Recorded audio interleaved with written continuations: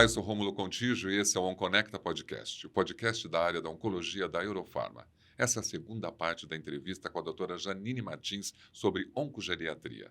Conforme a gente combinou, agora você vai falar um pouquinho da oncogeriatria na prática, onde a oncologia se beneficia desse serviço. Sim.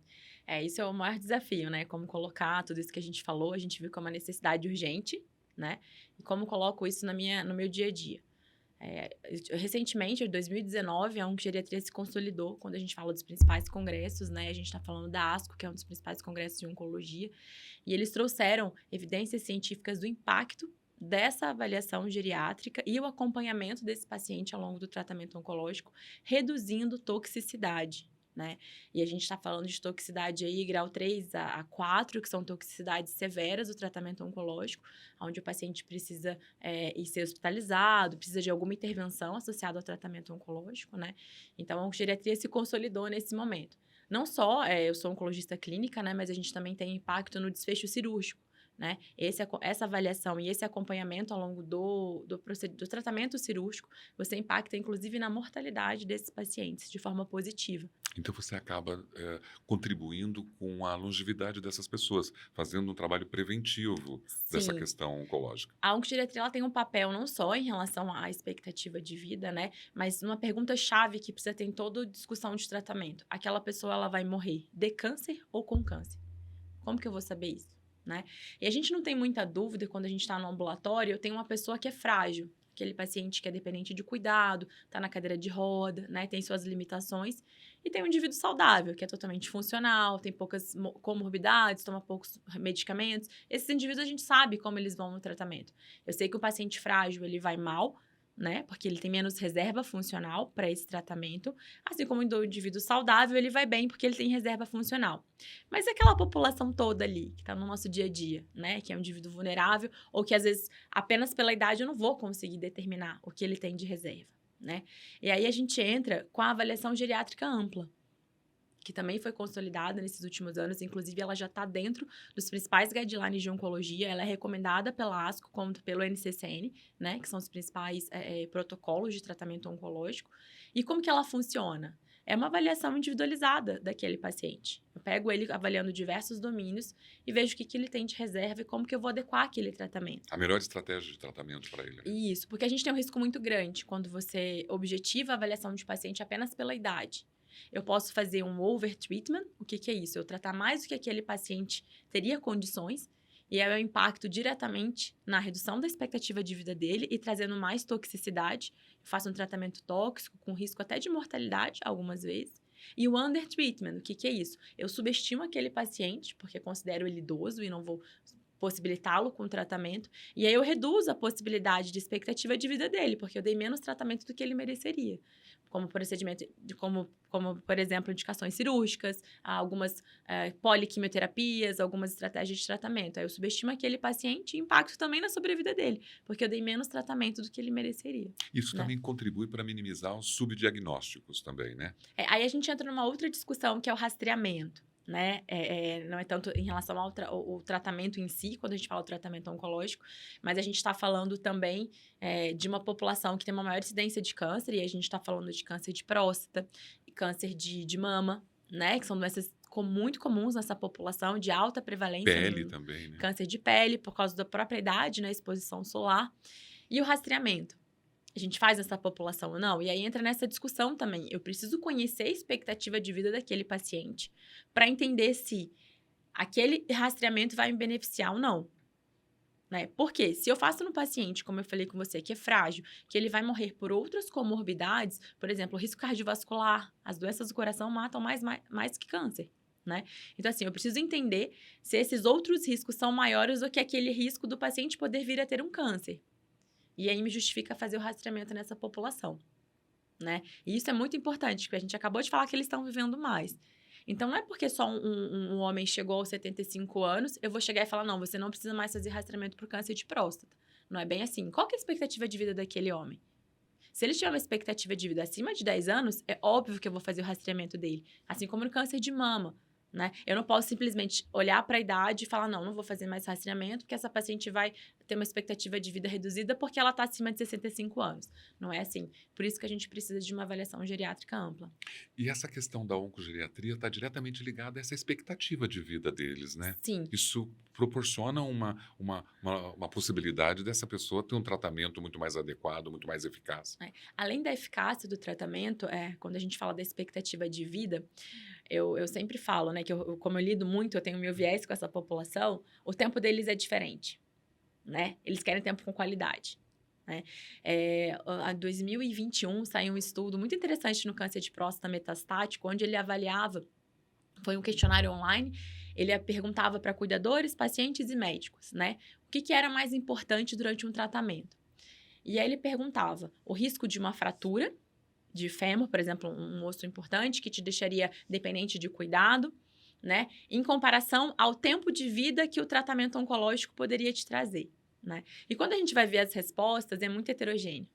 Para o paciente, reduzir o risco de fratura de 5% para 0 era tão importante quanto o aumento de sobrevida de alguns meses para o médico. Ou seja, aquela pessoa ela não quer viver mais, ela quer viver mais, mas viver bem. Então, eu estou falando de sobrevida atrelada à qualidade de vida. O foco é diferente. Né? Então, não é só a expectativa de vida, mas qual é esse tempo de vida? Vai ser bom? Vai ser com qualidade?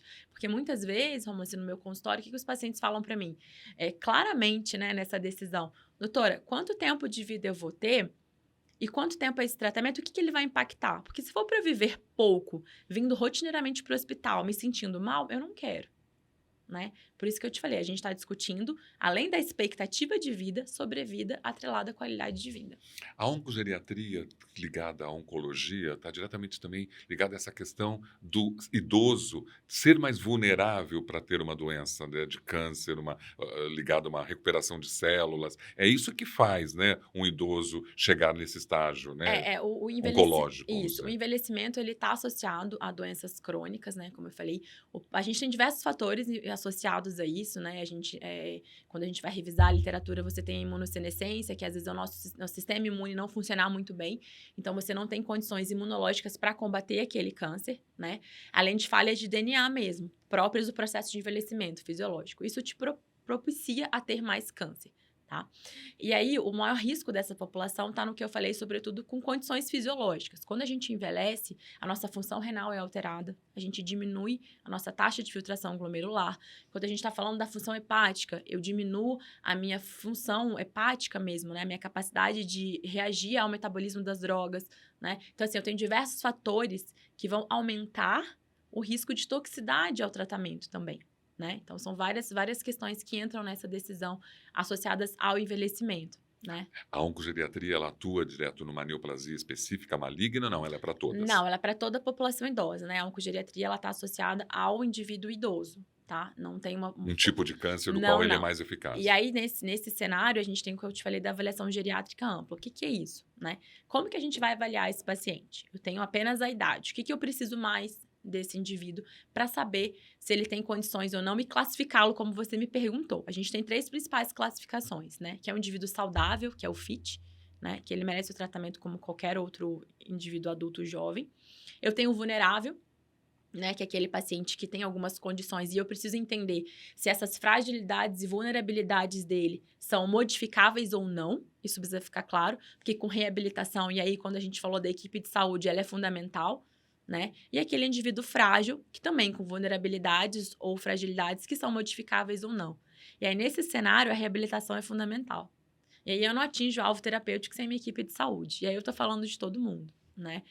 Eu tenho uma sorte de ter uma equipe de saúde excelente, que me dá todo o suporte. E aí, nutricionista, fisioterapeuta, fono, fisioterapia, gerontologia, farmácia, todos os profissionais, me desculpe se enfermagem, desculpe se eu esqueci de alguns, mas todos, como equipe de saúde, vão fazer com que a gente garanta a jornada desse paciente de forma segura, mantendo sobrevida atrelada à qualidade de vida. Né? Essa equipe de saúde, ela há muito tempo ela tem conhecimento sobre a oncogeriatria, ela contribui... A gente está evoluindo, né? Inclusive, eu faço parte da Sociedade Internacional e uma das premissas, inclusive, é essa, né? A gente difundir. Eu estou aqui hoje para isso, né? Mostrar que a gente precisa ajustar a lupa nesse cuidado. né? Para garantir uma jornada mais segura para esse paciente, né? Durante o tratamento oncológico. Hoje, como oncologista clínica e que tem ênfase na oncogeriatria, o que você poderia dizer, então, para toda essa equipe de saúde, de que forma que eles podem contribuir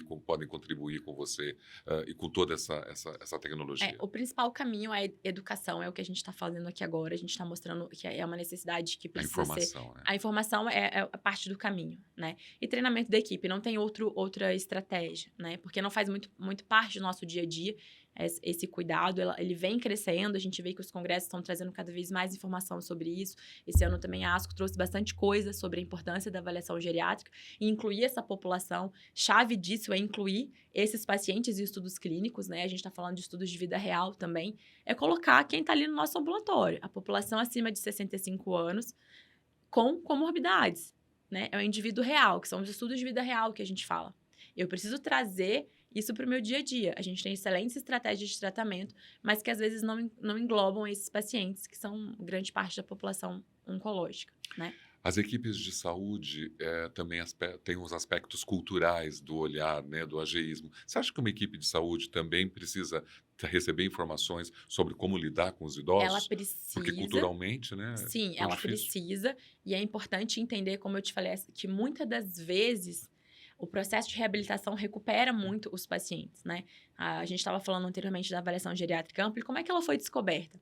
Foi uma médica geriatra, há muitos anos, que chegou numa clínica de repouso, né, num hospital de longa permanência, e decidiu avaliar todos aqueles idosos. Ela precisava de leito para rodiziar, e ela falou: vou identificar esses idosos e ver que não é possível que todo mundo que precisa estar aqui, que nenhum consegue ser reabilitado, né? E aí ela criou a avaliação geriátrica ampla. Ela avaliou os domínios nutricionais, de funcionalidade, de comorbidade, de polifarmácia, sociais e emocionais daqueles indivíduos e classificou eles em frágeis, vulneráveis e saudáveis. E com isso ela ofertou para os vulneráveis, né, e frágeis a reabilitação. Alguns ela conseguiu reabilitar, né, e conseguiu trazer que às vezes um indivíduo que era frágil voltou a ser vulnerável, ou um vulnerável que voltou a ser saudável, com a reabilitação. E o que é isso? Fono, nutrição, psicologia, fisioterapia, enfermagem, dando todo o suporte para o paciente, né, do ponto de vista amplo, cuidando do indivíduo como um todo, e conseguiu tirar essas vulnerabilidades, estabilizando aquele paciente, trazendo ele para um nível de mais seguro, de vulnerável ou até saudável. Excelente. É muito bom. Acho que toda a equipe de saúde ficou bastante satisfeita com a sua orientação, com as suas informações sobre essa questão, né, da oncogeriatria, né, como que ela funciona. Se você pudesse, de repente, deixar, já que esse é um canal, né, de comunicação, o que você falaria para essa equipe de saúde sobre os cuidados com a oncogeriatria? Que tipo de mensagem você pode trazer para essas pessoas? Eu sempre falo que a gente não trabalha sozinho, né? Quando a gente fala não da medicina, na oncologia, né, que é meu foco atualmente, a gente não trabalha sozinho. A gente não atinge alvo terapêutico sozinho. A gente precisa de um time. Mas antes de qualquer coisa, as pessoas acho que ficam buscando ter muito perfeito para iniciar um projeto de oncogeriatria ou até mesmo ampliar o cuidado, né? Eu acho que a gente tem que começar. Ah, mas eu não tenho geriatra, eu não tenho cardio-oncologista, eu não tenho físio. A gente precisa começar, né? Eu acho que você tem que iniciar e modificar, plantando sementinhas com as equipes, isso vai modificando. Eu acho que um conceito importante é não só ter equipe multidisciplinar, ela precisa ser trans e interdisciplinar. Quantas vezes você tem todo o suporte de equipe multidisciplinar, mas as pessoas não se comunicam? Nós, como médicos, acho que a gente precisa ser um pouco mais humilde e reconhecer a importância desse profissional, da equipe multiprofissional. A gente tem muito que aprender com eles, né? Então, a gente precisa sentar um pouco e aprender a discutir com eles, que é o que eu aprendi muito nesses últimos anos, para garantir uma jornada segura para o paciente, né? E para o médico, a gente tem... Nem sempre eu vou conseguir fazer uma avaliação geriátrica ampla. O que eu falei aqui agora, a gente tem que ser realista, demora 1 hora. Né? E como eu falei, eu tenho meu viés que eu consigo fazer isso, mas no dia a dia a gente não consegue, porque você tem que fazer quimioterapia, né? Preencher vários documentos, muitas coisas. No dia a dia você não consegue. Mas algumas coisas importantes eu preciso entender daquele paciente. Eu preciso calcular a expectativa de vida dele, ou até mesmo usar algumas calculadoras de quimiotoxicidade. São calculadoras disponíveis online, a gente consegue, por exemplo, o Lee Schomburg Index, a gente consegue calcular na internet, você entra, é uma plataforma gratuita, e você consegue calcular a expectativa dos indivíduos com câncer ou sem câncer. Tá? Então, isso já ajuda bastante. Você sabendo a expectativa de vida média daquele paciente já te ajuda em algumas decisões, além das calculadoras de quimiotoxicidade, que também são disponíveis online, né? Que até a gente tem o score de URIA, que foi traduzido pelo português pela equipe da doutora Lucila Pontes, o pessoal do ICESP. Então, a gente tem aí algumas facilidades hoje em dia, né, com a questão da internet, que são ferramentas que em 3, 5 minutos você já tem algumas respostas que vão te predizer um risco maior daquele indivíduo ou não, a toxagem do tratamento oncológico. Né? Como é bom a avaliação da oncogeriatria, né? Poder garantir o prolongamento da vida, a qualidade de vida de idosos, ter esse olhar, né? Esse olhar mais Sim. empático, esse olhar mostrando a possibilidade que ele tem de ser saudável ou de tratar determinada doença. Sem dúvida, eu acho que é aquilo que a gente falou, é tentar reajustar, trazer esse paciente como foco do cuidado, né? O idoso, a gente precisa representá-lo mais. E eu falo não só, a gente está falando de equipe de saúde, mas até mesmo em campanhas, né? De conscientização, de rastreamento, tudo que a gente falou. Eu preciso colocar essa população, né, de alta prevalência de câncer nesse grupo, como um principal foco de cuidado, né? A gente precisa rediscutir muita coisa ainda. Esse papo foi ótimo. A gente fala que é um oncopapo, né? Não só para o especialista, né? Não só para essa equipe de saúde, mas também aquele profissional, aquela outra pessoa que quer saber um pouquinho sobre os aspectos da vida, da longevidade de um idoso, como que nós estamos vivendo essa questão tão social. Foi incrível, foi muito bom a sua especialidade, essa sua ênfase, essa sua característica de entender e de estar apaixonada por isso ficou bem claro aqui para gente. O OnConecta agradece a sua participação. Espero que para a gente poder falar com você, para a pessoa saber onde que a gente te encontra, se precisar. Eu ia fazer esse convite, né? Eu faço parte do grupo Oncogeriatria Brasil. A gente começou isso faz um tempinho. É um grupo de médicas totalmente agnósticos, né? Cada uma faz parte de uma instituição, então não é uma coisa defendendo alguma instituição, né? A gente realmente tem um foco que o idoso merece um novo olhar. Então, a gente tem as páginas, a gente tem um site que chama oncogeriatriabrasil.com.br. Temos o Instagram também, Oncogeriatria Brasil. Temos cursos gratuitos para a equipe multiprofissional e para a equipe médica, enfim. Só entrar no nosso site, lá tem bastante informação. Eu acho que vale a pena dar uma conferida, porque a gente precisa aprender muito ainda, né? Janine, foi um prazer falar com você aqui no OnConecta Podcast. Ver sua paixão, seus olhos brilhando pela essa camada da população idosa. A oncogeriatria realmente é necessária.